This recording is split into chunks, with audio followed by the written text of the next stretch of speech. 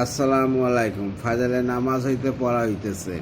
ফায়দা এই হাদিস দ্বারা বোঝা গেল, যারা খেতে খামারে কাজ করে তারা 3 জন হইলেই তাদের জামাতে নামাজ আদায় করিতে হইবে, বরং 2 জন হইলে জামাতে পড়াই উত্তম।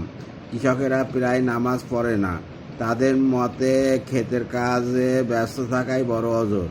আর যে সব কৃষক সাধারণত দিনদার বলিয়া পরিচিত, তারাও একা একাই নামাজ পড়িয়া ফেলে। অথচ কয়েকজন কৃষক একত্র হইয়া জামাতে নামাজ পড়িলে কত বড় সওয়াবের অধিকারী হইতে পারে।